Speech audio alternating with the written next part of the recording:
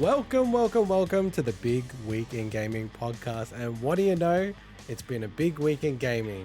I'm Zagot for episode 61 on this Sunday, the 21st of November, 2021. And I'm joined by a very blurry Mike. Hey, why am I blurry?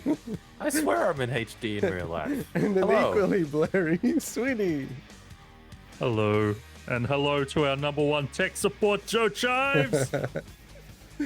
In this week's show, we'll be discussing the Game Awards Game of the Year nominees, Halo Infinite's multiplayer getting shadow dropped, WB Multiversus, the new platform fighter from WB, and our review of the peculiar indie mixtape, 31 Unmarked Games. As always, if you want to support the show, you can catch us on all the socials if you visit bigwigpod.com. Hype, Swinny, hype.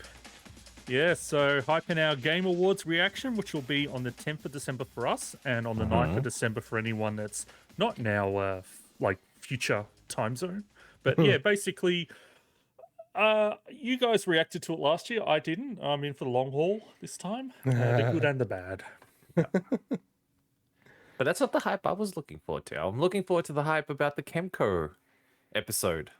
I thought we were going to do an entire episode just talking about Kemco games and you ranking them and what's your favorite. And... It's called a tier list. No, but it was more than that. It was going to be a Kemco extravaganza. From the second biggest fan of Kemco games. I don't even need to put it in because you guys are just going to keep bringing it up. So you're doing my job for me. That's a good doing God's work. I did have a bit of a community shout out though to someone that was on our Steam Deck delay clip. Yeah. Called me Old Man Four Eyes. Which first time I've ever been called Four Eyes. Because I don't. And the first time I've ever been called Old Man as well. So it was like a double whammy right there, saying that I'm a Nintendo shill or something along those lines. Because I don't need a Steam Deck. So apparently the guy with the floating Xbox sign above his head is the Nintendo shill somehow. That was great. I loved it. It gave me a good laugh. Maybe the three of us just merge into one. Like, I'm the old-looking man with the beard. You're the shill, and you're the one that doesn't actually want to buy a Steam Deck. We are one entity now. And I should shout out to Joe Jives and also Diggs, by the way, who are in the chat. Boys, girls. It did amuse me that someone called you Four-Eyed Nintendo shill Old Man Swinny. And then I'm like, you're not a Nintendo shill. I don't think you're that old. Maybe for streaming you're old. Look, in the internet world, we're all old. Yeah, that's true. Are all old. Yeah. You know the Today I Learned subreddit on Reddit, and it's like someone's like, today I learned that there was this incident where Janet Jackson had her thing ripped off at the Super Bowl. And it's like, today I learned that was like the biggest news story for months when it happened. Oh, it's like, man, I feel so old. There's people where they're just learning about that stuff now. It's kind of crazy. Oh, I definitely learned about that as a kid, let's just say. Learned about it a lot. Janet Jackson, if that's your... Yeah, cool. Hey, I've been opening the show with a question, so I have a question, but I feel like it's so obvious what the answer is, but maybe also a reflection from you guys. So it's my wedding anniversary today, and we went to sushi, our favorite sushi place, and there was a huge line. Normally there's only like a few people in line, but it was like dozen plus people, right? Okay, and I get dozens up there, of us, dozens. And I'm like, I think you get a ticket here. You don't wait in line. So I go, let's go get a ticket. Let's ask them for a ticket. We get to the front. I go, hey, can we get a ticket? And they go, oh, here's a ticket. And then we go to the back of the line, right? And then the lady starts giving tickets to everyone. And I was saying to my wife, I'm like, do you think there's a chance that we're going to get in front of everyone here? That they haven't got tickets and they've been waiting in line for 20 minutes. Right? And then waiting a couple of minutes, and they're telling people, oh, it's going to be half an hour wait and stuff, right? And we just get there. And then some people walk out and they go, 100, and then I look down and I see 100, and I just walk past every person who's been waiting for like 10, 20 minutes to start eating sushi, right? And then I guess the question that I have is like, am I the asshole, right? that when I sit down and then I look across and we're almost finished our meal, I go, holy moly, that's the family that we lined up behind. They're still waiting and we're about to finish. Why would you be the asshole? If they've got a system and people don't pay attention? No, it's more that I laughed so hard and so Okay, then maybe. genuinely spontaneously that I was like, that is the most hilarious thing to me that happened. So yeah, I guess the question is, am I the asshole? Yes. Well, yes, Yes. Okay. but not 100%. necessarily because of this 100%. particular Not incident. to do with the just laughing. You're an asshole. general. Yes. In Yeah. general, okay, course. in fair general. enough. Now, in saying that, like it was something that the people at the restaurant, the waitresses or whoever was handling the ticketing thing, they made the mistake. So They it's not fucked that up. They're the it's not real your assholes. fault. It's Yeah, not your they're the- fault. thank you. Yeah. But you're still an asshole. Yeah, Mike's got it. They're the assholes, not me. I reckon they're the assholes. Yeah, What did I No, do? you're an we gotta have a accomplice. system. You gotta advertise the system. I just thought it was hilarious. You're an ass accomplice. Let me That's ask what you are. another question, though. No, Let me no, ask no, you no. another We're moving question. on. No, no, We're no. moving No, on just to a what really we're quick playing. one. A really quick one. Should you Mhm. do a podcast on a Sunday night, or B, spend time with your wife because it's your anniversary? Oh, we spent time together. We spent the day pretty much together. That's Okay. one hell of a question Yeah, to I know. drop on a live podcast. I'm really really don't regret or do regret not pulling you up and going to go to the next segment, which is what we've been playing. So, Let's do Mike, it. what have you been playing? So I played a little bit of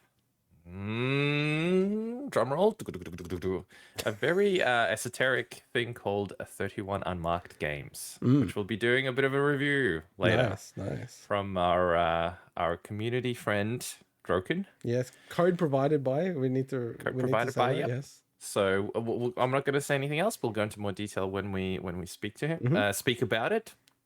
And the other thing, because honestly, I haven't actually had a lot of time this week, unfortunately, to play too many games. So slowly but surely, I've been playing through the Resident Evil games, both on the Switch and on PC.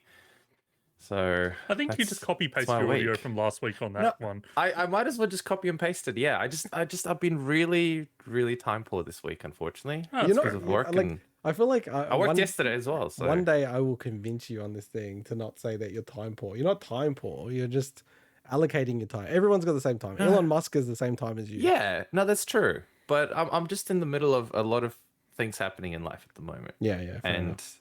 that's just taking up a lot more time than it should. I think my PC is Yeah. dying. So if on the stream it looks Yes, I'm terrible, frozen. Hello. it's I'm because still here, but we are frozen. No, we're back. We're back. Blurry as ever. it's because as Mike is called out, I don't have enough fans in my case, so my PC. I is reckon it's dying. because of that. This guy's running a case with one fan. You got like one fan in that case. No, I don't have two fans. I have a fan Okay, on the two top and the fans. fan on the side.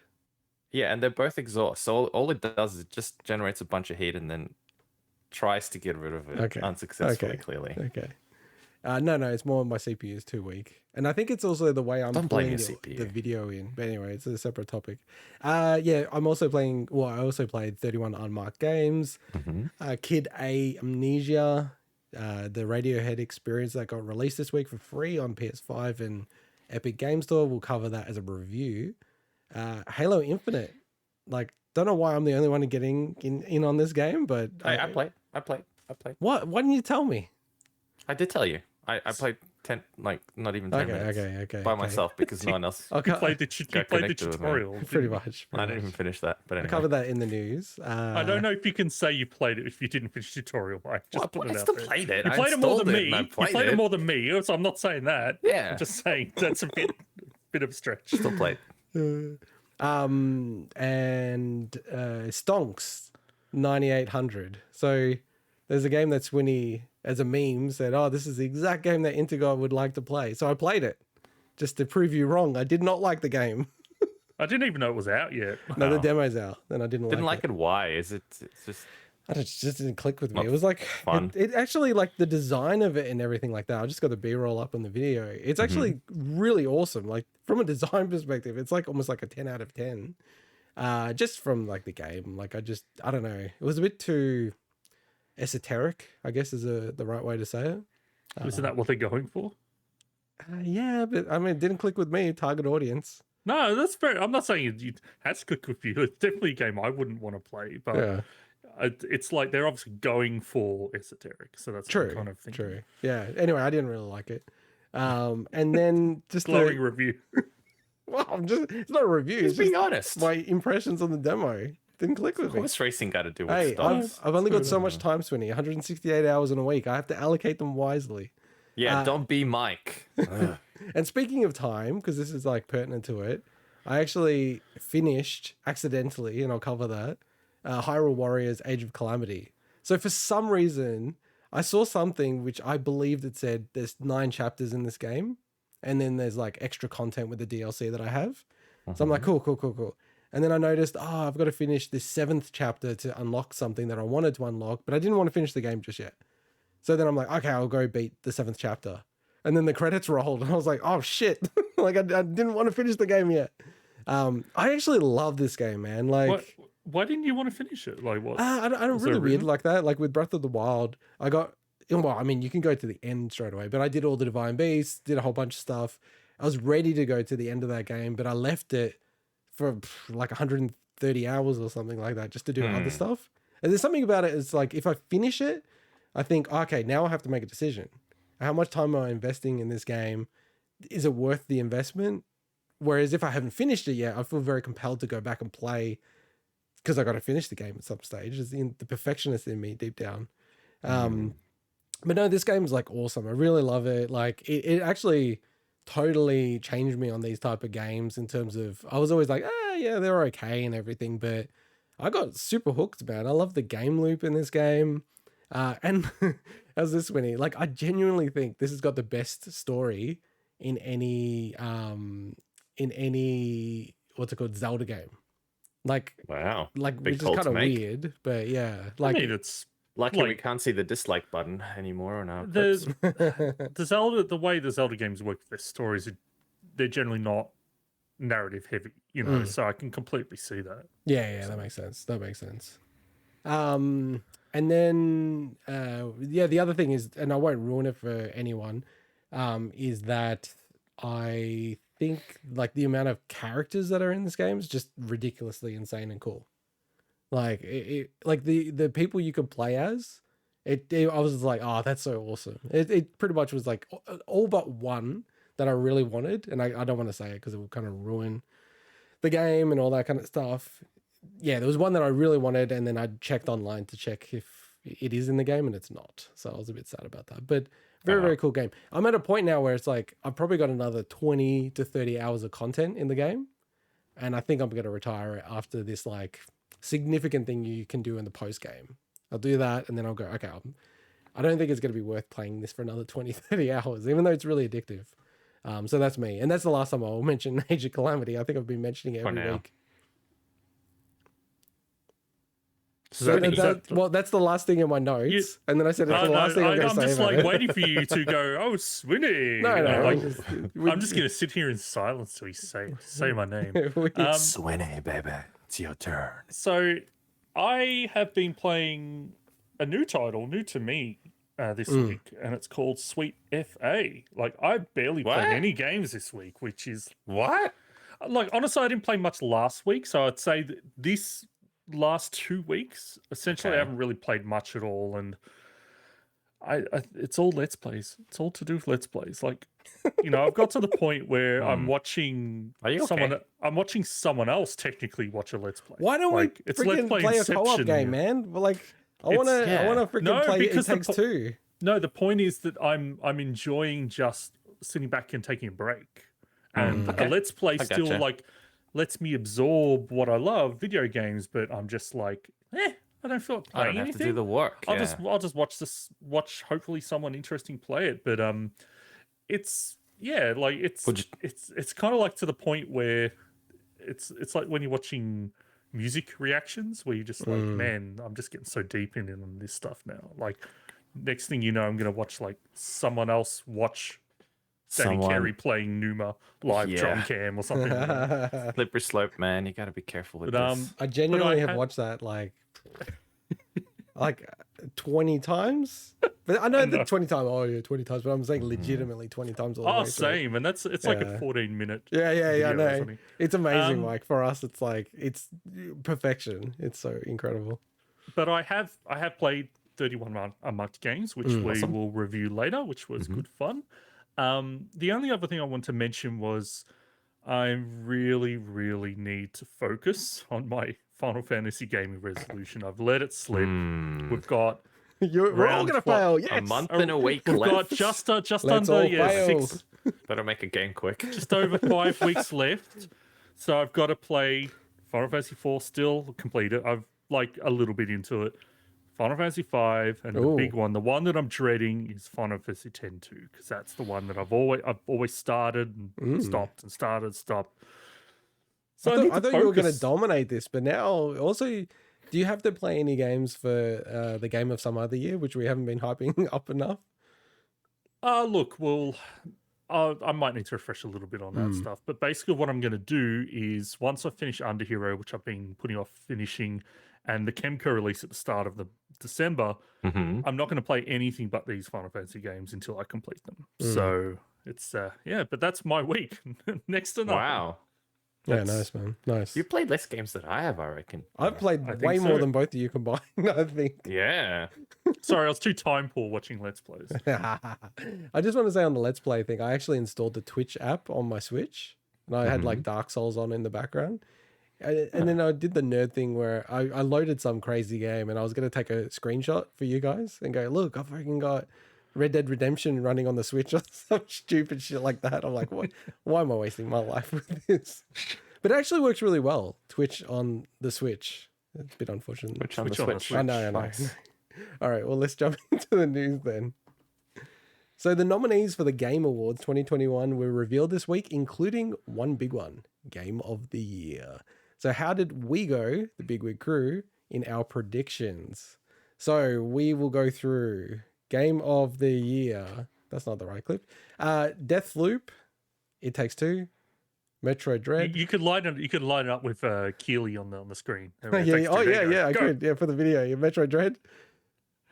Psychonauts 2. I'm trying to put on a Canadian accent. It's too slow. Ratchet and Clank, Rift Apart, and finally, Resident Evil Village. We got that completely wrong. So, myself and Swinny got 4 out of 6 correct. Mike, I feel like the fact that you put Cyberpunk there was no chance Cyberpunk was going to be on 6. There was like zero. I was going to put chance. Resident Evil. I had it on my list, but then I'm like, I'll just sneak it. So where you guys went wrong, well, where we all went wrong was Returnal. We actually had Returnal as one of the games of the year. Not Mike played it for one day and then returned it, and yet put it on the game of the year. I played it for more than that. Thank you very much. I'm surprised by that. It was too hard for you. The reason I'm surprised by that was because Housemarque has been a bit of a critical darling, and it just felt like with their move, with them being purchased by Sony, their big first AAA title, was like, that made sense. Yeah, but that was a good game. It's also, like I said last week, I found it hard to pick. I thought there were a lot of contenders, and I think that was the case. So. I was supremely confident about It Takes Two, Metroid Dread, Psychonauts 2. Like I felt like they were 100% chance in my head. And then I think I said Deathloop. I was like on the fence with Ratchet and Clank. In my opinion, should not be in the top 6, but it's one of those things you start to balance it out and you go, where's Sony in this? Like that was the best contender from Sony, like themselves, really. Like I know that now, like with what's it called, Returnal, it's like part of their studio now, but it wasn't at the time technically, sort of thing. So I think that was a little bit different. But Resident Evil Village was a bit of a shock to me because people who are like massive fans of that game were like, it's really, really good, but it's kind of more of the same. So I'm kind of surprised about that. Though. Yeah, but it generated a lot of memes. That's part of it. I think it's part of it. It's how deep of an impact does it have on gaming culture, if you could call it that. And I think it had a bit of an impact in that sense as well. So people knew about the Japanese thing, man. I think if you look through the list, they've got like one Japanese game, Metroid Dread. Like that, those kind of things are a massive factor, man. Even 100% Resident Japanese. Evil Village Japanese? That's what I'm saying. I think like it's too unbalanced if you don't have like a couple of Japanese games, in my view at least. Why? But Dread is not even like a full Japanese game, is it? So, Oh yeah, you're right. Yeah, so it's the only Japanese game. Oh, so if you didn't actually have it, you'd have no Japanese games. Yeah. Well, that's what I said last week. I'm like, the only game I could think of, I didn't think of Resident Evil. Was Tales of Arise what the closest thing, but I didn't think that would get chosen. So it did get nominated for RPG, but yeah, look, I I mentioned it kind of during the week, and I got told to save it for the podcast. But Get that all the time. it is a shame. I feel that Cyberpunk is unrecognized in a lot of ways, but it deserves it. I'm not saying it doesn't deserve it. It had potentially the worst launch of all time, next to something like No Man's Sky. Nah, it's way worse than that because of the just to interrupt, sorry, but I mean, No Man's Sky terrible, yes, but it's kind of like a nothing studio ultimately versus Anyway, like that's Witcher not 3. what I'm not talking about that. I know, I'm just saying, I don't said think next to it. I didn't say I don't think it's on the same order. But yeah. So anyway, the thing is that it's a game that just I feel that just still needs its redemption. Obviously the like CDPR themselves, like they deserve the mess that they created, right? Yeah. But there is so much good in that game that just gets completely covered by everything. Like people, and the majority of people that shit on that game have probably never even played it. Yeah. It feels unfair, but I don't think it deserved to be nominated for Game of the Year. It's kind of that. It's just that real painful point for me. It's like it kind of feels like it needed some kind of recognition, but it's obviously doesn't deserve it. But I mean, it got nominated for the RPG of the year, and I think that to me that seems like a balanced outcome from you guys. Well, is that because there weren't really that many other RPGs that year either? I wish it was actually nominated for narrative over RPG. Yeah, sure. I think the story was its story-wise, characters. Yeah. Man, I love that game. All I was trying to say is that, you know, like I from what you've both said, right, and I trust your judgment, it's a decent game. It's a game that's kind of worthy of these contentions. And I think on balance, like that's the kind of genre it is, supposedly. And, you know, I feel like it's a bit of a recognition for it. People railed against it getting nominated for RPG of the year. Against it. But overall, I mean, for those AAA releases, it's relatively weak field, right, Swinny? Like, people were going, oh, this should have gone in front of it. And I was saying, like, Bravely Default 2. I'm like, calm down, right? Like, what? So... I mean, it's probably... I haven't played it. I can't judge Bravely Default 2, but I think a lot of people... I think Returnal's a big one that I saw a lot of people complain about not being selected when I was checking the random pages and stuff. So yeah, and my last question, I think we'll move on after we cover like what the rollout is, I guess, for our content around that. But is my question to you guys is, if Returnal was released at the time that Deathloop was released, and Deathloop was released in the time window that Returnal was released, do you think there's a possibility it would almost be flipped? That Returnal would have been nominated for Game of the Year? Because I think Deathloop was released at the absolute perfect time. Because you got to think, it's like when critics have played these games, it's fresh. They go, wow, what a cool game that was. And then, hey guys, can you put the nominees of Game of the Year in? It's got to be a factor. No, look, I don't know. I mean, I played Returnal. I still enjoyed it. It's just that in terms of the content and in terms of the price point and in terms of all those factors together, it didn't feel right. Like it's a great solid game, but to me it never felt like a game that would ultimately be a real contender for Game of the Year. It just why'd you nominate it's it the then? nature of the game, I think. It's something like Dead Cells winning Game of the Year for some reason. No, because I thought just because I think that doesn't necessarily mean that that's like what the world thinks. You know what I mean? I'm gonna go with what I think the world might think about this. And personally, it just doesn't feel to me like a game that has the type of content that, to me at least, makes it that way. It's kind of like I don't know, something like any roguelike in a way winning Game of the Year. It's not the kind of thing I think will win. I think a lot of it, and I can't speak for the people involved in the nomination process because obviously I don't know exactly who they are and their thoughts, but I think that because the game launched in a way that it was tough to work that game into people's lifestyles, considering you couldn't really suspend, you like in the middle of a run, and I think that if that had launched with that stuff in place that they've since updated, I think a lot of the negatives, downsides to that game would have been alleviated for that, and I think it would have been a much stronger position. But also, we've got to remember there's 6 games that they can choose. Not only is it 6 games, but they probably feel that they also need to represent a wide array of play styles, genres. So it's I think that's also part of it. It's just like it just didn't make the cut. It's a great game, I'm sure. I haven't played it, but unfortunately, it just didn't make the cut. Yeah, so we'll go through our predictions 2 weeks, 2 shows from now.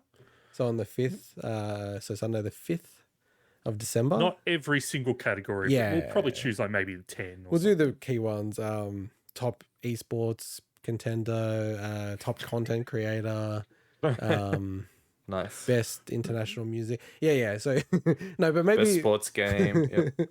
Maybe have a crack at the minimized list, Swinny, and then maybe we'll just only pick the ones that we actually care about. So no RPG of the year. We'll get rid of that. Hey, nah, that's not true. Go get fucked. Oh, shit. Oh, whoa. And then, geez. yes, just to cap that, that's real nice, Swinny. Just to cap that off, we will, at least Swinny and I, don't know if Mike's a true believer, but Mike, I don't know if I at can least, take time off work like you guys can. Hey, it's called annual leave in Australia. Right. Swinny and I will do a live stream reaction, hopefully, if we could get our live streaming working again, of the Game Awards. So that will be a bit of fun. And I don't know what you want to do, Swinny, because it's like a 4-hour time block according to them. We will figure it out. I'm in it for the pain this time. So yeah. Get some beers. The or something. pleasure and the pain. Yeah. All right. Well, let's get on to our next story. As rumored, Xbox shadow dropped the Halo Infinite multiplayer this week ahead of the game's full release on the 8th of December.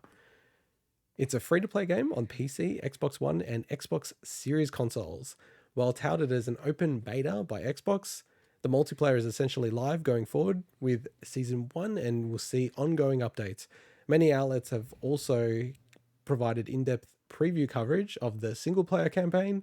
The campaign co-op and forge modes, unfortunately, will now arrive at the earliest May 2022, which makes me extremely sad. So that sucks. That's completely sucks. Like forge mode, yeah, okay. No, it's I know there's people that love that, but the campaign co-op for a series that it was from the ground up built on co-op, that really sucks. And we should do some quick context here. So like Swinny and I played a hell of a lot of Halo 3 back in the day. And I've only ever played Halo co-op from a single player perspective. So I played a lot of the first original Halo on the original Xbox, a lot of multiplayer and single player, but then kind of skipped Halo 2 for Halo 3 just because of circumstances. But yeah, as you mentioned, we played a hell of a lot of Halo 3. Yeah, and Halo 3, Forge mode, multiplayer, all that stuff, it's legit top 10 for me in terms of multiplayer games I've played, right up there like with Rocket League and everything. It's just such a perfect game. It was so awesome, so much creativity. And, I dipped into quite a bit of what they call beta. I feel like the word beta is just the most abused word in gaming. This beta is like, it's just rock solid. It's just a total bullshit thing to call it a beta. It's the least beta I've ever seen in my life. Yeah, it's an interesting approach from them calling it that because... like, what do they have to gain from saying that? Is it just like if something's not right, they can point to that and go, that's what it is. Actually, we said it's a beta. I don't think so. I think it's more that they don't want to just admit that they're breaking the game up. So instead, they're going, we're not breaking the game up. We're just putting the multiplayer part into beta. But they've totally just broken the game up. I actually think the multiplayer must have been ready for like such a long time now. And I'm sure that they were thinking about releasing it earlier. I actually had a bit of a mini... like shock moment. I think it was yesterday when I thought it said that the campaign had been delayed till May. Yeah, same. And I'm like, what? And then the co-op campaign, because I'm thinking, oh my god, if that was the case, and they just released the multiplayer. But wait, I want to know this now. Are you gonna wait to play the campaign with me in co-op in May? Honestly, I enjoyed Halo 3 campaign more single player than co-op. No, legit. Like we had a lot of fun. That's because you played with Intergot. we had a lot of fun, but when I played through, because we didn't know anything was happening storyline wise, when I actually, no, I mentioned this to you before, like when I played it through after a while afterwards, I actually had enjoyed the campaign more. The multiplayer is a different thing, right? Well, yeah, but you have to play with I people. played through Reach, ODST, all those campaigns single player as well. Yeah, I know that. I feel like we need to do Am I the Arsehole on You now. There you go. I had a lot more fun playing it by myself than I did with you. Like, it's the same.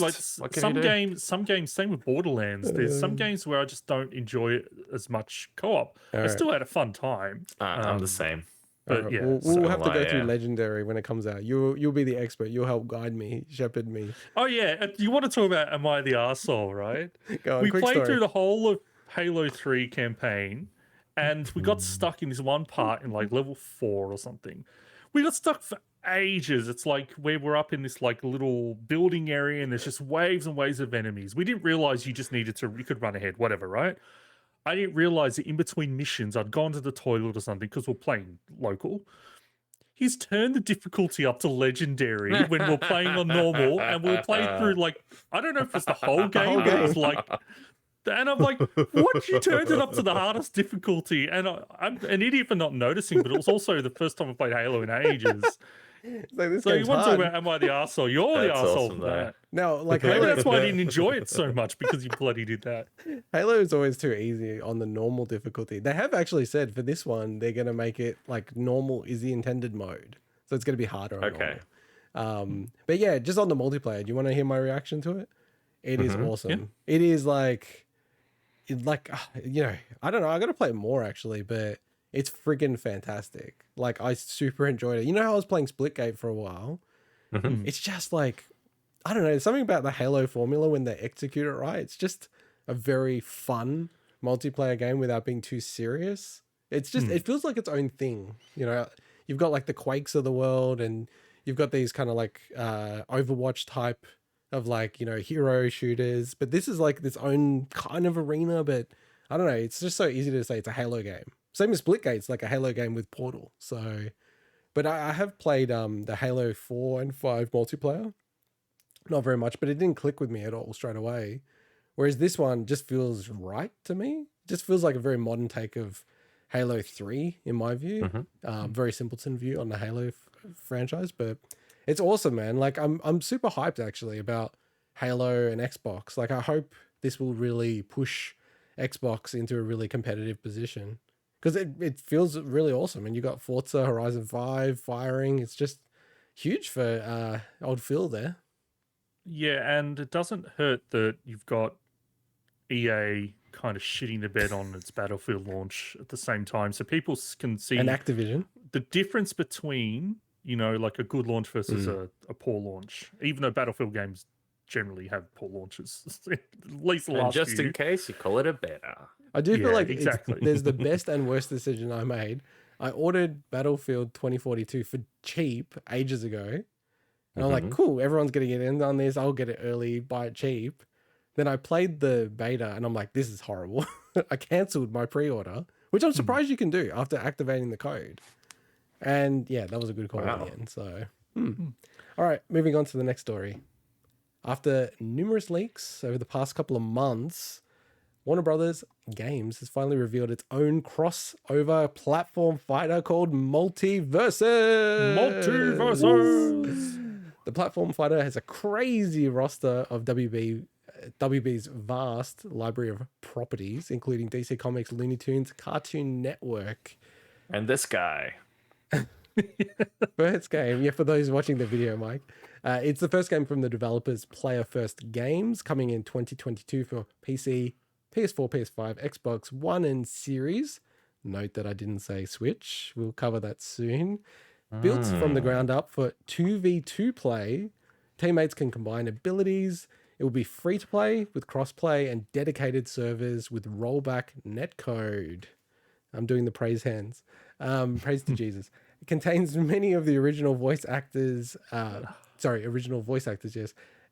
Levels include Batman's Batcave, Finn and Jake's Tree Fort. There's skins, customizable movesets. There'll be seasons, battle passes, all the kind of things you'd expect from free-to-play game. So do you want to quickly cover the roster Swinny? Yeah, sure. So this is the roster that they've officially announced, and there's a couple that we pretty much know are on its way. So we've got Batman, Superman, Wonder Woman, all from DC, as well as Harley Quinn from DC. We've got Shaggy from Scooby Doo, which I'm excited to talk about.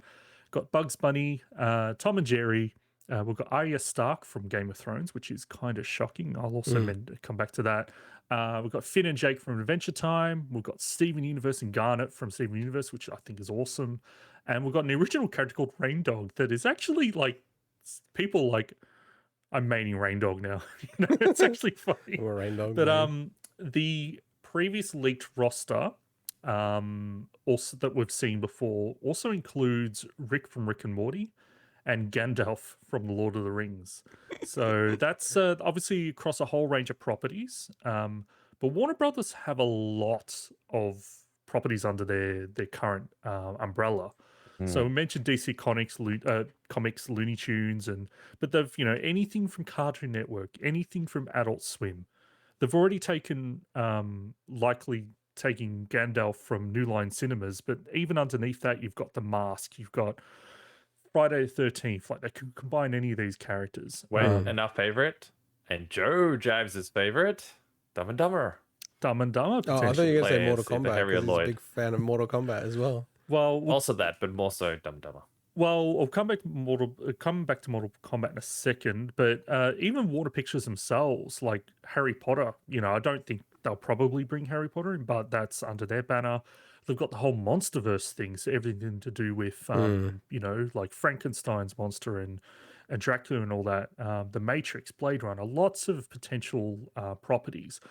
But they've also got WB Games, so that's where NetherRealm Studios and Mortal Kombat that you mentioned. But the interesting thing with that is you'd assume that Mortal Kombat wouldn't be an easy thing to throw in here, but we don't know potentially what's happening with them maybe off-selling some of, like we don't know.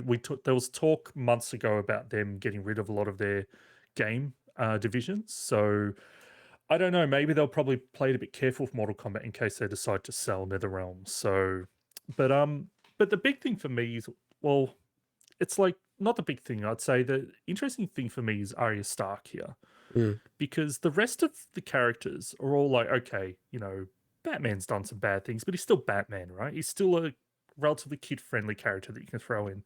But Arya Stark, I'm not going to spoil anything from Game of Thrones here, but like that character does some seriously screwed up stuff. As much as they're still a kind of like a hero character.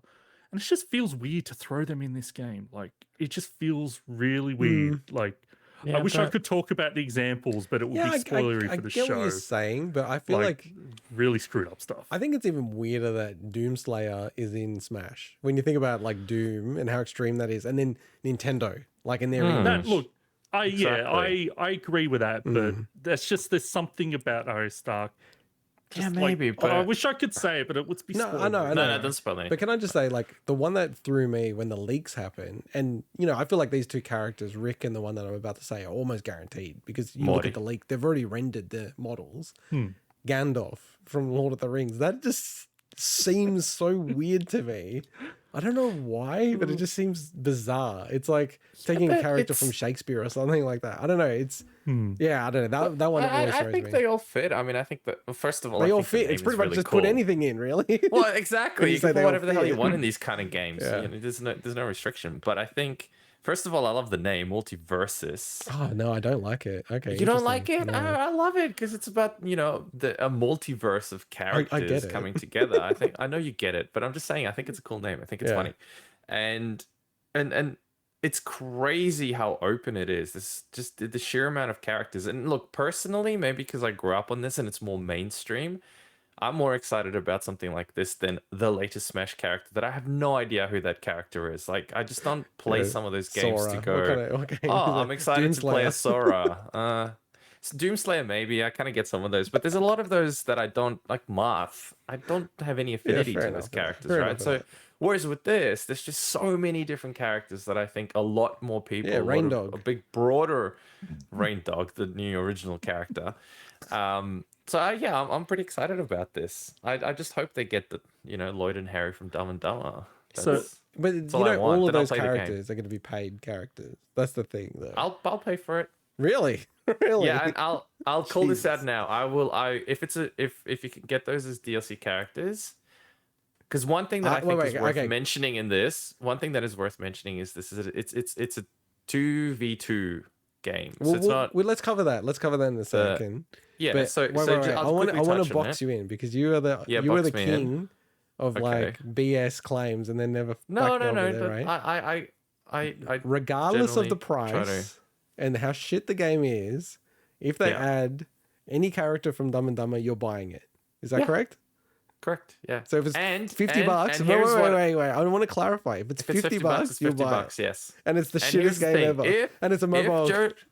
Okay. I don't care if Joe Jives has it. Not if Joe Jives has the game. No, you will get it. No. This is on top of if Joe Jives has the game, I will buy that character for him as well, so we can play co-op against you guys, and one of us can be Harry and the other one can be Lloyd. Before we get too far away the characters and get to 2v2, I just want to mention, right? We mentioned before the fact that they've got a lot of the official voice actors, which is awesome. This is absolutely awesome.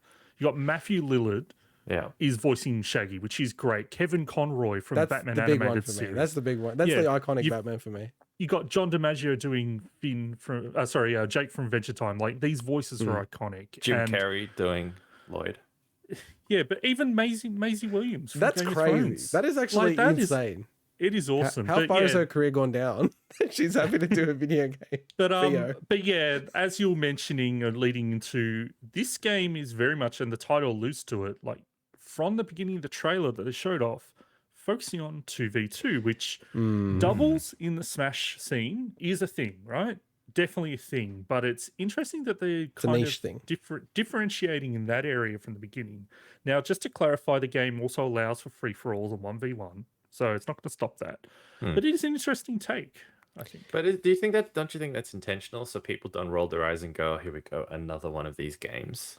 I don't understand it, honestly. Like, I think the fact that it's a free-to-play game, I don't think you're grabbing people because of the 2v2 thing. I think it's free-to-play if it has early buzz. It's got amazing characters, amazing roster. I feel like the game would stand up on its own. It's actually a massive detriment to me, personally. Like, if the game doesn't play well 1v1, I'm going to be a bit... I'm just thinking about you and I, Swinny, right? Like, I don't want to play with you. I want to play against you, you know? So I just don't really get it in that way. Because everything else is amazing in terms of, like, the rollback netcode. I'm a bit hesitant around the free-to-play element. Like, but I just wonder if it's going to be free-to-play like Fortnite, which is fine. Like, you know, people can play Fortnite. They don't have to pay anything. You know, that's a pretty decent model. But there's other free-to-play games more in the mobile space, which are just horrible, right? So that's the part that I'm not so sure about. And I mean, this is an untested developer. They say that they're made up of industry veterans, like a lot of new studios are, but also unlike something like what is it, Nickelodeon Brawl? Yeah, you don't have that history with the developers working on this kind of genre. Oh, you don't have history with Tony Hewen? And no, but these people are like these people are like veteran developers. That's not a lie. I mean, just as you talk about Nick All-Star Brawl, it is such a shame that game doesn't have VO. Like, it would benefit even more, in my opinion, than this game does from it. Because, you know, they're all cartoon characters. So it's like, you know, they're so iconic, the voices.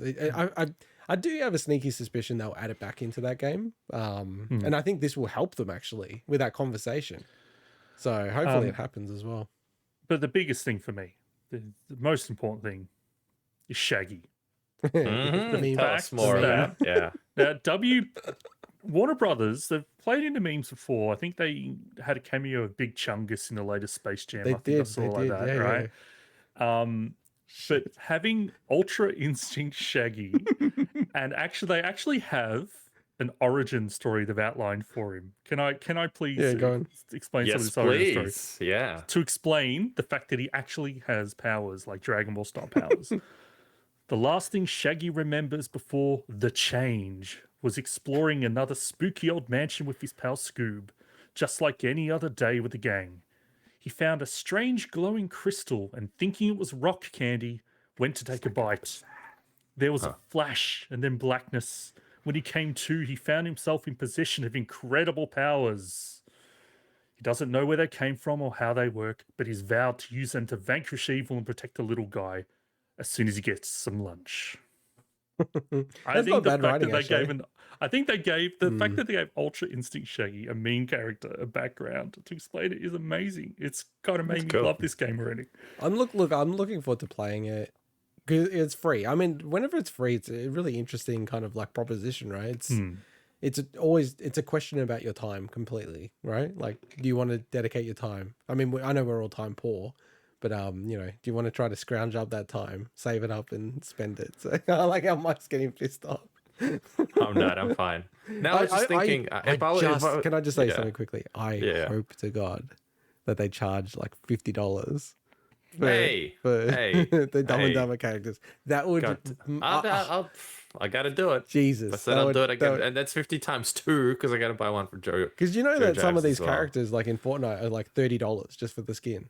Yeah, that's it is what it is. Industry it is what it is. I'm a man of my word. You're gonna spend $100. That's gonna be probably. Awesome. But last thing I wanted to say, and then I'll throw it to you, Swinny, for any last words, is I just don't think it looks that good. Like the graphics, I think the style looks pretty shit, to be honest. Really? I think it looks better than I was expecting after hearing some people say that it looks cheap. But I've watched. I think it was Maximilian Dude was saying. He actually sped the trailer up to like 1.25 speed, and it looks like the game is running at normal speed when it's actually increased. So there is some potential that for the trailer themselves have actually slowed it down. So I think it looks a bit slow, but I think when you put it at that, so it looks like it's actually running at a normal frame rate when you do that. So interesting. Okay. Yeah. Well, maybe you guys are just used to the speed of Smash. I don't know. That's a thing as well. It looks okay to me as someone who's not familiar with these kind of games. Oh, now I'm really looking forward to this game coming out and the DLC. You just want me to waste money. That's all. You've signed up to it on your own volition. All right, moving on to our next story. Swinny? Yeah, so Xbox had their 20th anniversary celebration, but unfortunately there's a lot on this week, so we didn't do a dedicated segment to it. There are a couple of things that they announced. They had The Rock show up and promote his new movie and all this stuff. So there's a few things out there, but probably the biggest news that came out, or at least the things that interested me the most, is the fact that they announced the final batch of backwards compatibility titles. They haven't released one since before the launch of Xbox Series X, actually quite a while before, as well as a huge update to the FPS boost feature. So there's 70 more games that have been added to backwards compatibility. Nice. As I mentioned, it will be the final mount. It actually includes over 20 original Xbox titles. And now we essentially have the entire Max Payne series, the entire Fear series, and Skate series playable on backwards compatibility, which is neat. A couple highlights for me, and I'll put a link in the description, the clip, to the full list. First, 50 Cent Blood in the Sand, which is playing on the screen, which is a fun game. I played through that with Joe Jives. You insult every time you shoot, you get a bonus. It is an awesome game. Someone unlocked an achievement there. Great thing. We've got Bankshot Billiards 2, which I love. I got all the achievements in that by hooking up a turbo controller. That's also a great thing. Beautiful Katamari is an awesome game. Binary Domain, Mortal Kombat. I can't remember. It's Mortal Kombat 9, I think. Mortal Kombat 9. Mini Ninjas is an awesome game. The original Nier game, which is weird considering they just did the remaster. That was weird to me. Yeah. It is a different game, technically. Risen 1 and Risen 2, not Risen 3, which I'm a bit miffed about. Sacred 2, Fallen Angel, which is a great game. Skate 2, which I will talk about in a segment coming up later. And Time Splitters 2 from the original Xbox. So there are 70 games altogether. It's great to have more added in, but this is where I flip and talk about the fact that it absolutely sucks that there's a last batch. You have a whinge. You have a whinge. I'm having a whinge because you're on the whinge. You're never going to get Risen 3. You've added all these free games. They're not free. Hey, you got to still own these games. One thing I'll call out, thanks for reminding me of that, is what this means is that's 70 more games that are in the potential lineup for Games with Gold each month. So every single game, no, because a lot of people don't understand this is the way it works. Yeah, no, I get it. With Games for Gold, the original Xbox titles and the Xbox 360 titles that are added in are always backwards compatible for future Xbox consoles. Yeah. So that's now 70 more potential games. There's a lot of good ones in there that could potentially get added in. You feel like if there's no licensing issues, 50 Cent Blood on the Sand is like guaranteed just because it will get, social media buzz. Oh, I love that game so much. But there are a whole bunch of games. Well, I'm not going to go through them all, but a whole bunch of my favorite games that never made the cut. Alpha Protocol from Obsidian. Oh, yeah. Really underrated game. I absolutely love it. That's not backwards compatible. Bionic Commander Rearmed 2. The first game, Bionic Commander Rearmed. Like, awesome game, Things like, we talked about Risen 3. They did the first two. It's just weird that they didn't add the third one. Chronicles of Riddick, Assault on Dark Athena. Absolutely brilliant game, yeah. So it does suck, but it's better than nothing. They definitely clearly said that this is the last batch. So I guess we're just gonna have to whip out the 360 for those old games. And their reason was quite something else interesting. to convince Phil. Their reason was interesting, Swinny, right? They said technical and then legal issues. I was like, I wonder what the legal issues were. Well, also, like, I went through a lot of the big games that aren't in there have since had re-releases of some sort. So LA Noirs, not Red Dead Redemption, but like basically there's a lot of games that have since been re-released. So that's fine that they haven't done those because there's always a way to get them. Fair enough. But anyway, back to the good news. So there's been 37 more games that have been upgraded with the Xbox FPS Boost feature. And one of the biggest things playing on the screen at the moment is one of the things that I'm so looking forward to replaying is Sonic Unleashed. This is insane, yeah. Sonic Unleashed is a game that was really derided at launch, and since people have come to realize that, it's actually a great game, especially the actual Sonic segments. And the fact that this game now runs at 60 frames is absolutely awesome. Like, I put so much time into this game that now I feel like going back to it and just replaying it because of this. I feel like that's a critical thing to land. This was a 30 frames per second game, high-speed Sonic game, which demanded it to be 60 frames per second, and now they've hacked it to make it work, which is incredible. Yeah, and Sonic Generations as well, which is definitely was more favored when that released. But there's a whole lot of games, like all the Gears of War games, essentially now, all the older ones. The first Assassin's Creed, there's so many good ones here that check out the list in the link. But and the good thing about this is we will see more games get this update. This is not the last batch of FPS Boost games. So yeah, so that's to me that was the biggest thing. A bit of a shame there wasn't much else really coming out of the anniversary, but they did clarify they wouldn't be announcing new games, but still kind of hoping for maybe a trailer or something we'd heard about. So I mean, we haven't spoken too much about the whole FPS boost, but I feel like it's got to be the most underrated feature of the Xbox. Like, it's such an incredible thing that they're doing, and kind of like showing a lot of love to the community, because they get nothing from this in a way. And it's actually really super interesting how they do it. I don't know if you know the name of the guy, Swinny, but you know the guy with the long beard from the Xbox team? He's one of the senior execs there. He's like the hardware dude. I know the dude you're talking about. Yeah. So that guy, like, I watched the whole interview, him talking about it. It's really fascinating. It's like the games they can do it and then the games they can't. And the biggest part of it generally is around the physics engine and how it runs against the game clock. And they kind of fake the engine to go, yeah, I'm ready for a new frame. Give it to me. And the engine will go, okay, cool. Like, but it's thinking it's running at 30, but it's actually like at the half interval as well. So that's how they're getting the extra one in. But some of the games, they've tried to figure out every way to get around the physics engine running at double time. It's quite like fascinating just how they do it. It's really fascinating, yeah. Yeah. They were talking about that in that video that Joe Jives linked about the making of the PlayStation 5, and it's the same thing. They played a few games and they just ran too fast because the game was bound by the performance of the console at the time. So they had to actually tweak that and effectively make the console run slower in a way. So there's a lot of PC games that do that kind of stuff. Yeah. So I think this is really cool. This actually gets me really excited. Like, this kind of stuff to me is the polish that makes me go, Series X one day, even simple things like Fallout 3. Okay, cool. That runs at 60. It's like, okay, that's pretty cool. So no, I think Xbox is doing an awesome job at the moment. You must be very happy as the Xbox shill, Swinny. Let's move on. In the most shocking news of the week, month, and potentially year, Nintendo has partnered with esports mob Panda Global PG for the first ever officially licensed Smash Brothers tournaments in North America. I'm not sure if that's 100% true. I think they've had licensed tournaments, don't you think, Swinny? But I don't think they've ever covered. Maybe the term circuit is more appropriate. Okay, fair enough. Yeah, cool. So these circuits will include Smash Brothers Ultimate and are they going to say it?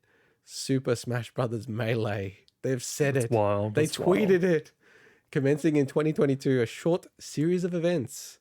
The circuit will also include online qualifying rounds for Ultimate, as well as in-person qualifiers for both Ultimate and Melee. More details will come shortly. Insane. Absolutely insane. After all the stuff with the Smash community, them coming after events recently, shutting them down for no real benefit, in my opinion. And right, as Zero reared his head as well. What timing right there. Yeah. Let's not get into that. Yeah, let's not touch on that. Look, this is completely unexpected. I could Smash Ultimate not so much, but the Melee. The Melee. It's all about the Melee. Yeah, like it's almost like they tried to wipe this game off the face of the pro scene, basically, with a lot of what they've done, trying to get this game taken out of Evo and trying to shut down streams and anything to do with like the Big House and Slippy mods last year or this year. I can't remember, it's been so long. It's just crazy, and it felt like it was completely out of nowhere. Yeah, it was. Yeah. Maybe there was buzz about it in the people no, not at all. That stuff, but it seemed to catch everyone by shock. It seemed like only a few people in the whole scene knew about it happening, like Coney. I don't know if you know Coney, but yeah, no, like I'm really excited about it. I think there is a bit of a change of the guard, especially in Nintendo America, as opposed to Nintendo Japan, which I think is exactly the same as it always has been. But I feel like the American arm is trying to push against the Japanese arm a little bit. Like the whole acknowledging Melee thing, it just completely blows my mind. Because you're right, like they're really weird with their old games in Nintendo. They're kind of almost one of the best companies at celebrating their history, and then also one of the worst. It's kind of bizarre. Like the crap that they did to Nintendo 64 on the Switch, like it's unbelievable. And some of the greatest games of all time, like Ocarina of Time. But yeah, I'm like super interested with this. Not going to come to Australia, I'm guessing, but no, it's awesome. No, it's like, it was really interesting to watch someone like Hungry Box, who, look, he obviously, he's very good. Also, he hams it up. Hamming it up in reactions, but the genuine emotion in other players as well as someone like Hungry Box, that when he heard this news, it's like, for a scene that's kind of struggled and has brought itself back up multiple times, whether or not it's because of this, like the documentaries have come out, or the fact that the game blew up at Evo and things like that. It's trying to bring the scene down with all the stuff that happened last year. Yeah, and then you've got something like Slippy kind of revitalizing the scene again during the pandemic. It's just. I've heard someone else say it. I can't remember who it was, but it's like my first reaction was, "What's the catch? What is the catch? What are the? Are they going to say items on stamina battles? I don't think so, because I think PG wouldn't stand for that. I think there's too many serious people on their roster that they would almost just be like, "Oh, dude, we can't abide by this. This is too ridiculous." If they did something like that, in my view, at least. But you never know. That would be bad if they did something like that. It's a good first step. It is a really good first step, and I hope that it leads to even better things, because who knows, it might just be a once-off, but I hope not.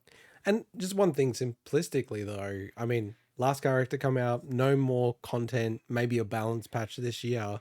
Kind of makes sense, right? When you think about it. Like, keep pumping the game up by having events like this, but it's just not a Nintendo thing. I mean, I was saying this to Vooks, so he runs the biggest Australian Nintendo site. I feel like the biggest thing that Nintendo is like unpredictable. Like, that's the easiest way to predict them. They're just whenever you think they get a zig, they zag. Everyone goes, oh, there's going to be a Nintendo 64 classic. And then they never talk about any other classic type of console ever again. Just really weird as a company like I that. should go work for these guys. Yeah, you should. You're very unpredictable. That's true. Go move to Scoresby. And then we'll cover our final news segment, Swinny. Yeah, so I mentioned earlier that one of the games that got added to Xbox backwards compatibility was Skate 2.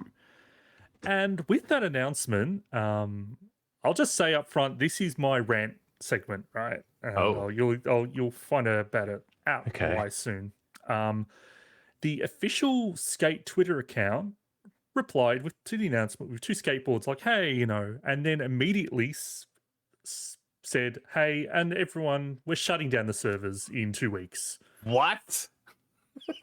Now, I'm not going to rant about them shutting the servers because they have actually shut the servers for Skate 2 down before. And they brought them back up again in 2018 when Skate 3 actually blew up on Twitter, in Twitch, it became massive. And they actually brought Skate 3 and Skate 2 cool. servers back. And I actually am very familiar with these games. I've put a lot of time into the multiplayer of Skate 2, especially because it has one of the best multiplayer modes I've ever played. But they never brought back some of the community features like being able to create a spot and share it online and rate other people's clips and things like that. So I'm not going to rant the fact that they're shutting the servers down because they did bring them back. I'm going to rant the fact that this is one of the worst PR moves I've seen in terms of just like, how can it be so tone deaf to respond to an announcement that everyone's like celebrating with, oh, we're shutting servers down in 2 weeks. It is just like, to me, one of the worst examples of like, I just can't see how any of that could pass the you know, like, not the taste test, but you know what I mean? Like I forget the term for it, but basically like no one would read that and say, yes, that's a right thing to post right now, you know, like immediately after. I just feel that it is one of the worst examples of game PR that I've ever seen. But don't you think that, I don't want to defend it's EA with Skate. Is that right? Yeah. I don't want to defend EA, but I wonder if like it's kind of disconnected, e.g. They were scheduling to close it. The left hand wasn't talking to the right hand. They posted this Skate 2 thing. Like, and then someone internally was like, oh, guys, we're like closing that down. Like, it's already done. Like, we've signed up with finance and blah, blah, blah. And they're like, oh, fuck. Now we are going to look like the biggest dickheads. And even then, to me, the way you approach that is just horrible. Like, to, on the back, essentially reply to your, hey, congrats message with that, like on the same day. I don't know the time difference. No, but that's what I'm saying, Swinny. Like, it just what would you do? But to me, even waiting 2 days would to me, it's like even just delaying an announcement. Sneaky boy. Because if you're shutting it down, and I work in an adjacent PR industry, but I don't work in PR, right? But even then, I just feel that was just one of the most tone-deaf examples. And it's not newsworthy. It's not like something that you'd normally create a segment about. Oh, they're shutting servers down. It's just the fact that on the back of and this is a series that people really love, and obviously huge community support for getting Skate 4 made, which is getting made now. It just felt like the wrong thing to do. Yeah. Anyway, that's all. Like, no big news. I just wanted to rant. Yeah, no, that's fair enough. Fair enough. That's all. Yeah. That move is just as bad as whoever the heck is playing the B-roll game. They are not good at Skate. You can't criticize them. They're the one creating the B-roll. We're stealing it from them. Yeah, but anyone can just we're giving them credit in the description, just clarifying. Yeah, I love it. So they're going to go, hey, who's this person sending this link to us? And then this guy trashes it. 4 eyes in the middle. It turns out to be Phil Spencer. All right. Well, okay, Mike, are you getting your vocal cords limber? I'm ready to be trashed. Because we are wrapping up the news, and the way we wrap it up is that we have a segment called Minute Mike, where Mike has to cover all the other news that we didn't cover. Now, lots of things that we're interested in, but not really anything that we have an opinion on or we're particularly passionate about. So or we're just trying to avoid. or avoid. Like Activision, Bobby Kotick. Or Zero coming back onto YouTube. So I need confirmation. Is it 200 words at most, Swinny? It is 200 words on the dot. We've increased it. I'm screwed this time. He's doing 200 words. So what we do is Mike can start whenever he wants, and then I start the counter. So it's sort of over to you now, Mike. All right, in the wake of recent lawsuits and allegations at Activision Blizzard, over 1,300 staff have reportedly petitioned for CEO Bobby Kotick's removal. Jim Ryan and Phil Spencer claim they're evaluating their relationship with the publisher. The GTA Remastered Trilogy for PC is back on sale, while Rockstar have apologized for the mess. The Saints Row reboot has been delayed 6 months to August 2022, and Capcom's Pragmata has been delayed to 2023. The Elder Scrolls 6 has been confirmed as Xbox and PC exclusive. The new Catan game has been announced for modern consoles. The acclaimed Loop Hero launches for Switch on December 9th. Mario Kart Live Home Circuit 2.0 update has added split-screen multiplayer. Guardians of the Galaxy now supports race tracing on PS5 and Xbox Series X. Platinum Games' Hideki Miyami has apologized for canceling game Scalebound. Tencent has bought a minority stake in Yooka-Laylee Studio Platonics as well as My Dick, and Embracer Group plan to acquire another 37 studios next year. The Monster Hunter Rise Sonic collaboration drops free on the 26th of November, while Pokemon Go and Ed Sheeran collaboration also been announced. And lastly, a new game called Captain U is coming to the Wii U eShop next month. Oh my god, I screwed a lot of those up. Oh, That was good, dude. That was you good. still made it. Yeah, Well, but was it like even it. coherent? Did people even understand what I was trying to say? Who cares? I was listening. I did it. I can understand it because I'm reading the text as you say it. That's about it. I don't know. Do we feel 200 is a bit too much? Should we? No, I 190? reckon I can 190? practice my Yeah, tonguing skills. He's too and I quick reckon though. next week You I have could to make probably it do even 200. better. He's amazingly Yeah. quick.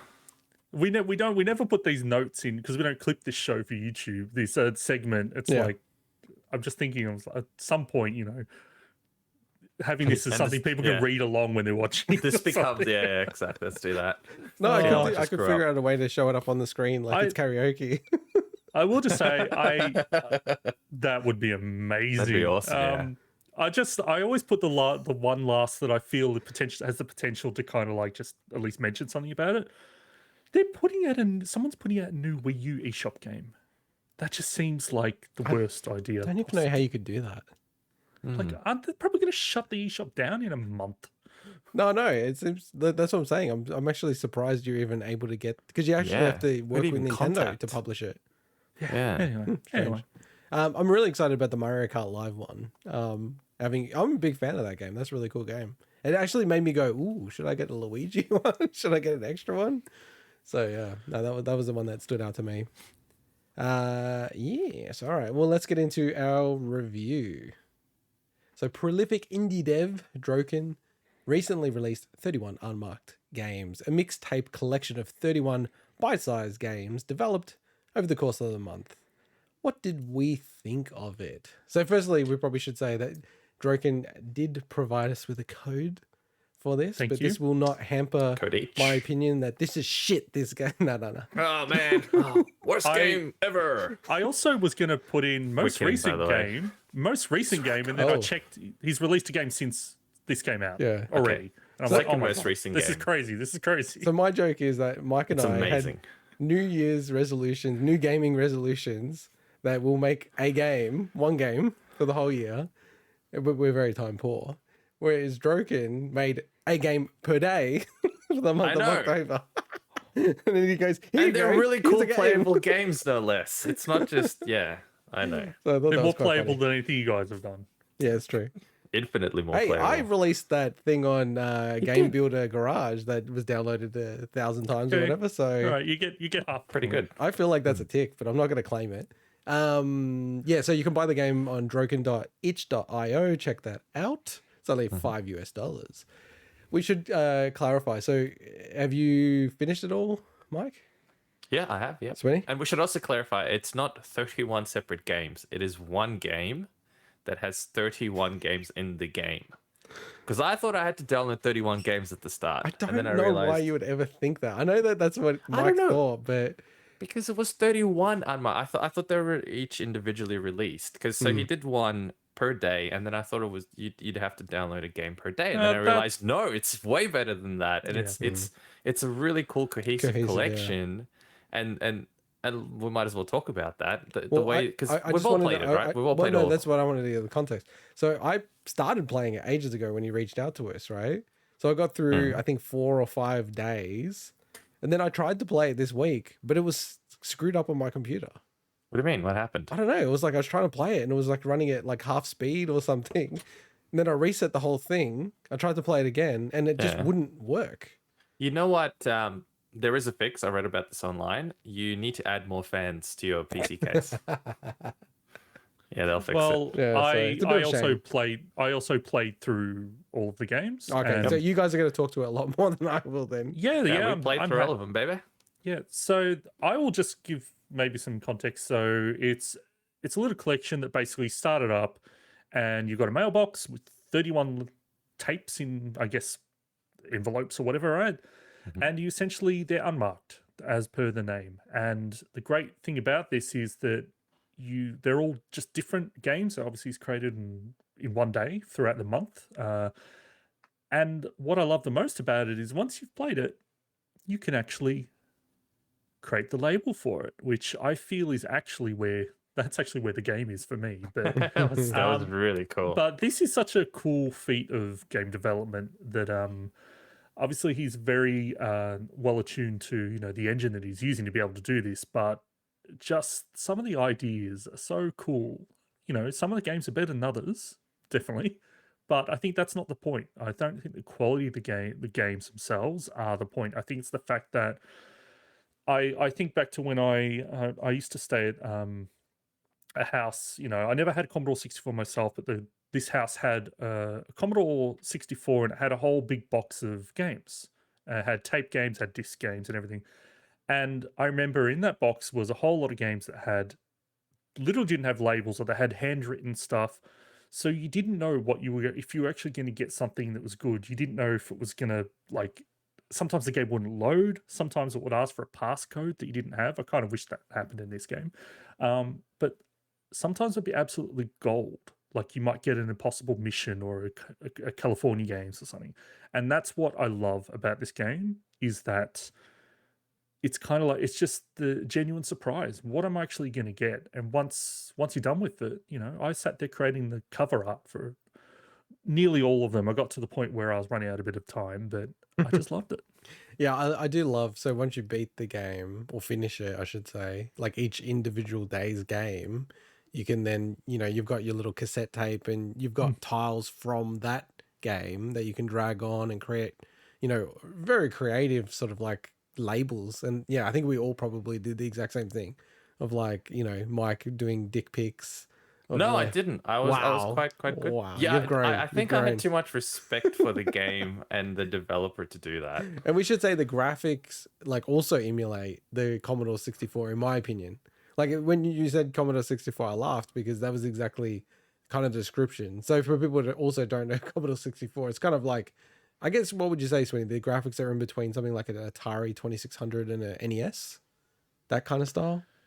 Yeah, I mean, some games were probably a little beyond an NES, but that's close. Oh yeah, fair call. That's true. Yeah, so I only played, what would it be? Like a 10% or a sixth of the game. But I loved it. It was really, really cool. It was a shame that it didn't work. I probably needed to delete it and start again or something. But yeah, no, it was really, really interesting. And I did there was one level that I was playing, I think it was the 4th of October, I guess that's what I'll call it. Where you go through and you have to destroy some of the terrain to get through, and then you'll get to the end and it'll be and now try it will say something where complete without destroying anything.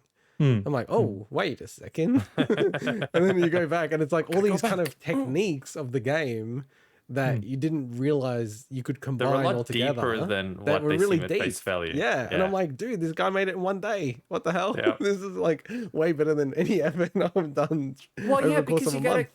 a lot of them, some of them are obviously a bit more simplistic than others, but each one has a bit of a quirk to it. And someone, you have to sit down. So Droqen obviously sat down and had to come up with the individual ideas and the rules behind that game, not just designing the sprites and everything, but the whole concept behind it. So for example, and also, so my favorite game, and I'll ask you guys what your favorite game as well was, but my favorite game was the one where I don't know if you're a cow, because it's quite pixelated. So you're some sort of a cow, bull, rabbit hybrid that's trying to escape out of its confined space. It's probably a cow or a bull eating grass. I'm just kidding.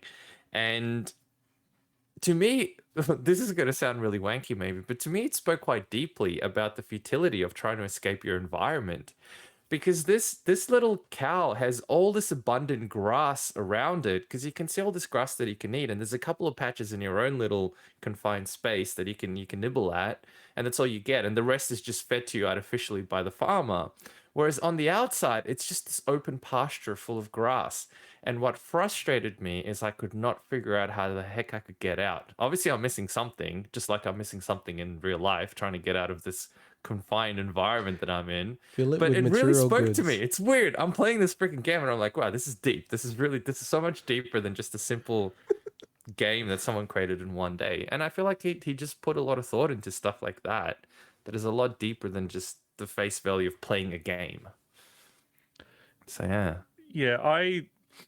Some of these games, I liked that game, but some of the ones that really I thought were awesome was there was a couple of platformers. One was shown in the trailer there, where you basically have to collect fruit, but there's like a little, almost like a slot machine thing on the side that says, if you collect this combination of fruit in order, you actually die. Or if you collect this amount, it shoots you upwards. So you've actually got to like plan out eating which fruit so you actually traverse a level. And again, like these games are really short. Some of them are tougher than others. Some feel like it was like, oh, you just need to walk that way and then you complete it. So like they're obviously very different levels of difficulty.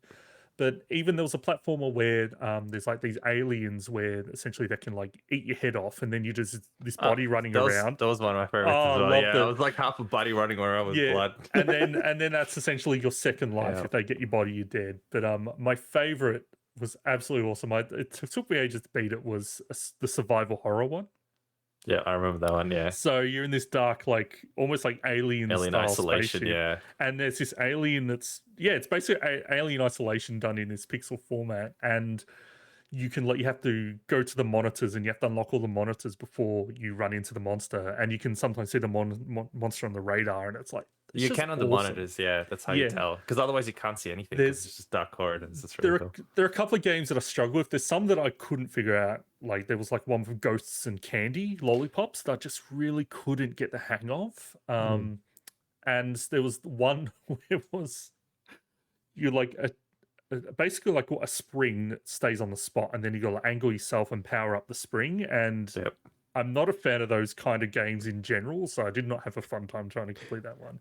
but I completed genre games. Yeah, didn't you finish the PS5? Yeah, I basically I finished probably maybe like 75% of them, and there's a few that's pretty good. Wow. There's a few that I just like, I'll come back to that, because also I was a little time poor. That's the word of the day. That's the name of the episode. Time poor. Yeah, that's the name of the episode. Okay, I might as well edit it now.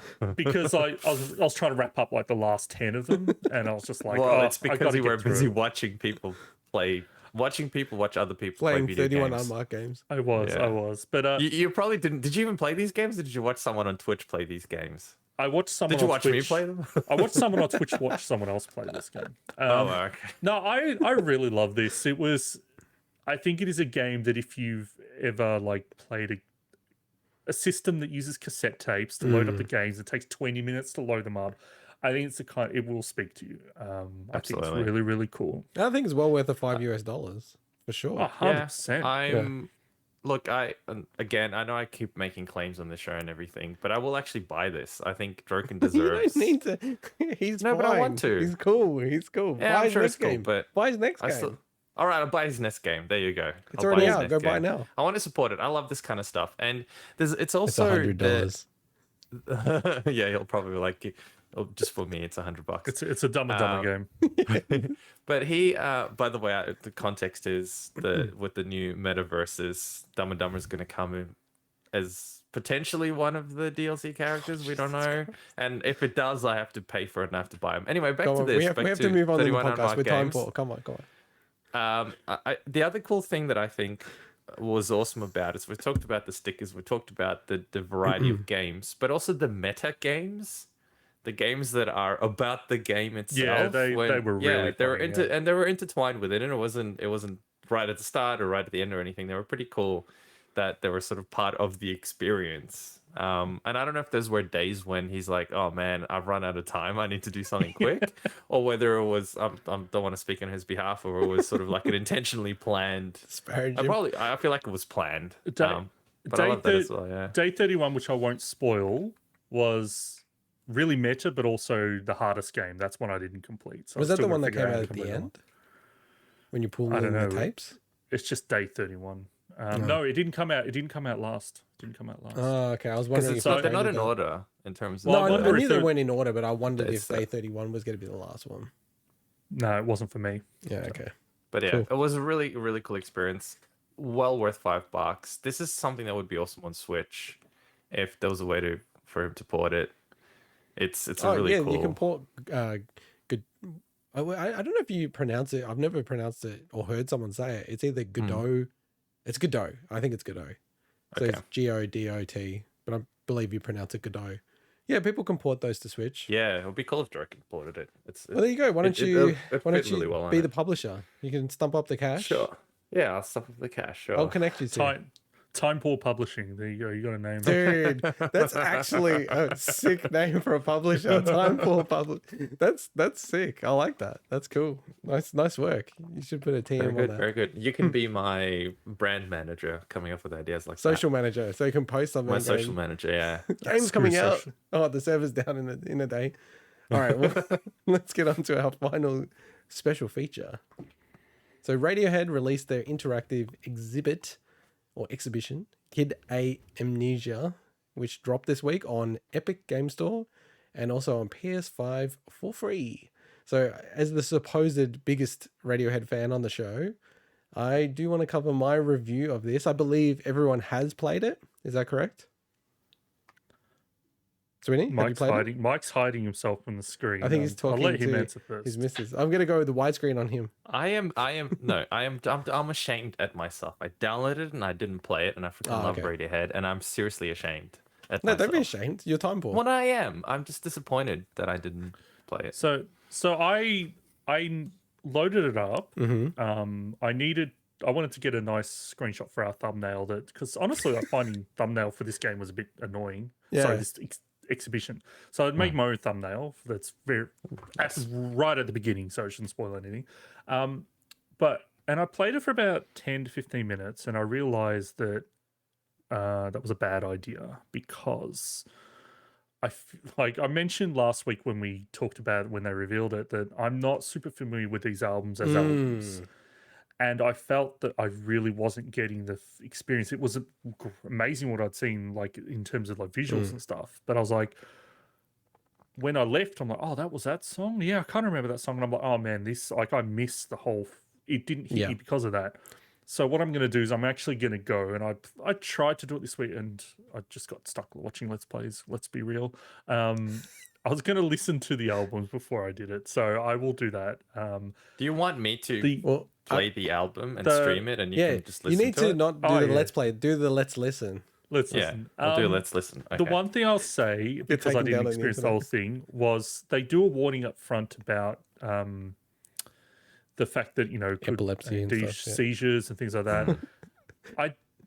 To me, there's some examples. I went in there and I'm like, oh my God, this is flashing lights so much. I'm like, this is horrible. Now, I do want to cover this. So I want to like sit in the pocket on this review, but just on that, I was going to mention that at a different point, but this game, I swear you could not make a game to fuck people up more than this game if they have seizures and shit. Oh, it is like, it was horrible. Man, Mike, that it's like bad. literally like 60 hertz flashes. Like, and my monitor was running at like 165. It felt like it was doing 1 over 165 flashes. Like, it was ridiculous. Wow. Okay. Like, I was looking at it, like, I don't think I've ever seen a game flash like this, or like some of the things, the way they were sliding.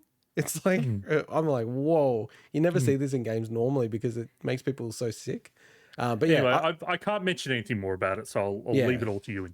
So let me sit in the pocket, and then I'll bring you guys in at the end, just because I want to get through it. But like overall thoughts, I want to give some of the context about like me as a Radiohead fan, just like the whole art conversation with gaming, what the experience is, what my favorite parts were, and just some interesting questions that I had off the back of it. But like overall, man, for me, this was like absolutely amazing. Like honestly, I'd almost put this up there as one of my game of the year. Like, I'd loved it Wow, so okay. much. I got so emotional at some times.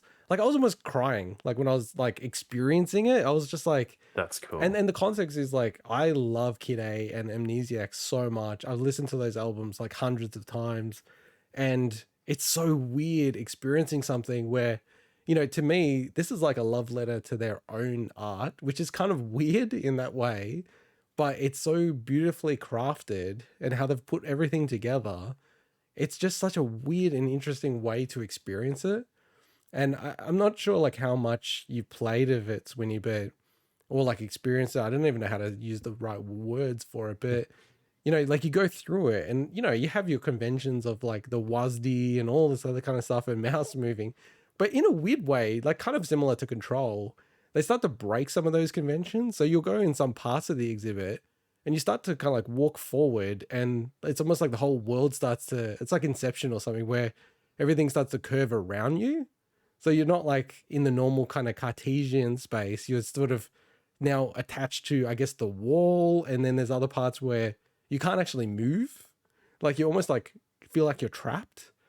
And for me, it was so fascinating because it made me really reflect on so many things. And like, you know, I want to get onto the art thing shortly, but it made me go, wow, you know, people are so just like skip. I want to like skip ahead, skip 15 seconds. I do that all the time. So I'm not judging anyone. But, you know, it was weird to be in something where you're playing it and you can't get out. It's like you're stuck in there. You have to listen to the music. You have to listen to the experience and enjoy it and sort of the whole experience. And to me, that was like such a cool thing. I was like, wow, like this is a really interesting way to force people to stop and to like experience and just visualize things and sort of sit in that pocket and go, oh, okay, like, you know, these songs and just how they merge the songs together was like amazing. I don't want to ruin too much of it, honestly, because I loved it so much. I'm looking forward to this. But now. yeah, like I was like playing, I'm like, damn, man, like this is, I can't believe people still have this conversation about like, you know, can, you know, visual entertainment like gaming be an art form?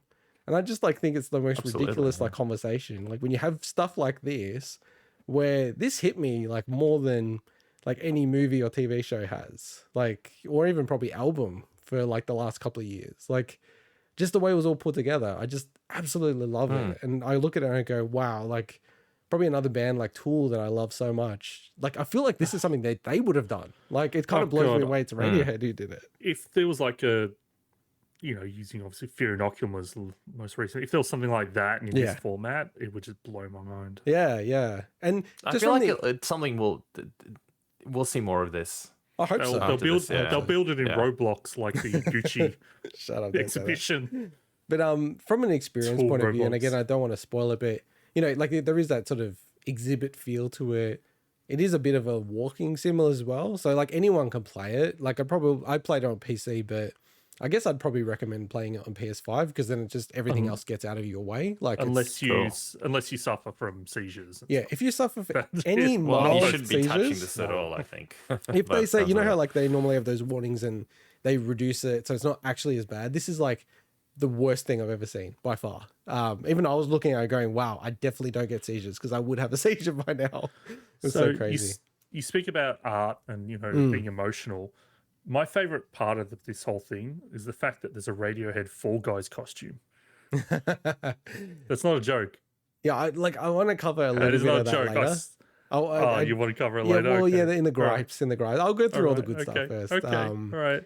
The other one would just, and I've only got a few more things to say, but like the other one was like, it feels like, this is one of the first times I think like this. This should be like a VR thing. I feel like there's nothing about it that can't support VR, and it would just be even more immersive. It feels like almost a missed opportunity in a way. You know, if Facebook, I'm sure if they got their head around it, maybe they hate Facebook as much as I do, so they wouldn't want to go in there. But this is where I find like it interesting on this conversation around preservation. It's like, is this going to be around for long? Because just getting the feel of it, I think they're going to pull this off the store. That's my gut feel. So I think if anyone's sitting on this thinking, oh, I might check that out later, in my view, I'd highly recommend checking it out now. That's a good point. I think because just like I said, my gut feel is like they've released it on platforms that can be removed like quite effectively. So I'm not going to delete it on my computer. Like, I hope that somehow protects it for a while. And it would be a shame if they take it off, but I kind of understand it from an artistic point of view as well.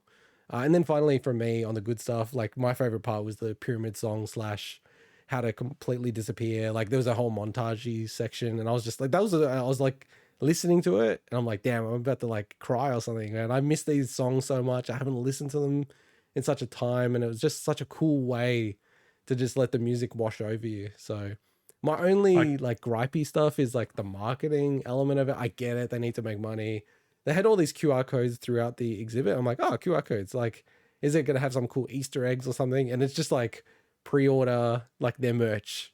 So I kept on scanning the QR codes for a while, and I'm like, I'm over it. Like, I'm going to stop doing it. Yeah. Even if I miss an Easter egg. And one of the QR codes was like free copy of all of their albums signed in.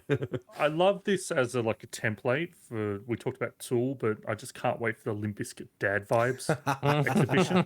That's going to be the one that I really want to We should do a Let's Listen experience on the band platform. I still have not heard that song, and I've just seen the thumbnail for the video. That's all I need to know about Dad Vibes from Limp Bizkit. Some people like have listened to the new album on like podcasts that I like, and they go, "It's actually there's a really good song on there." I'm like, "Oh my god, am I gonna actually listen to this thing?"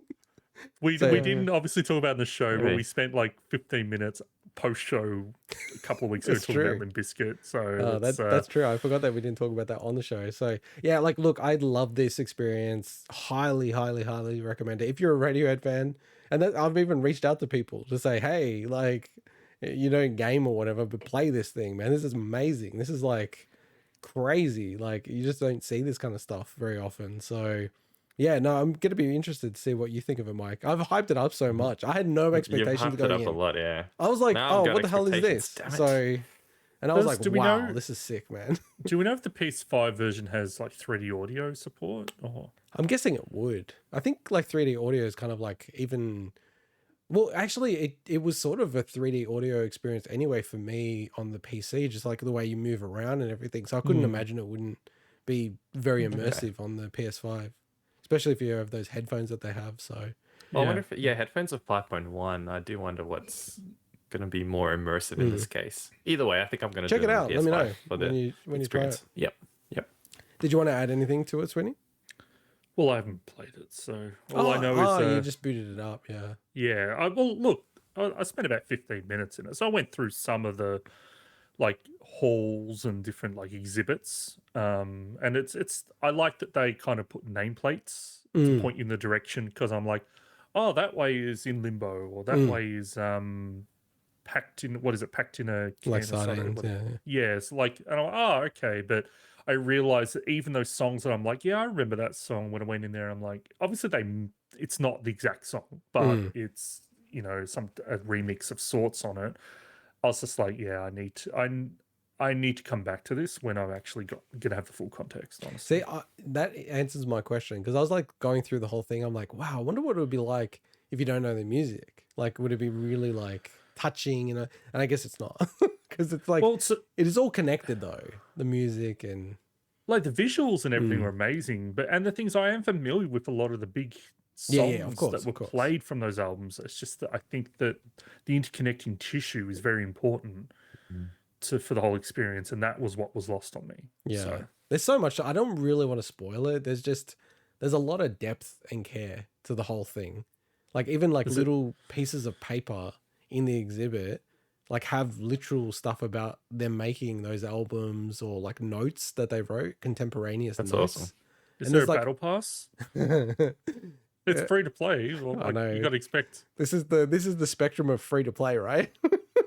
Like you get stuff like Genshin Impact. Tubba has Ultra Instinct Shaggy in it. It's got Ultra Instinct Tom York.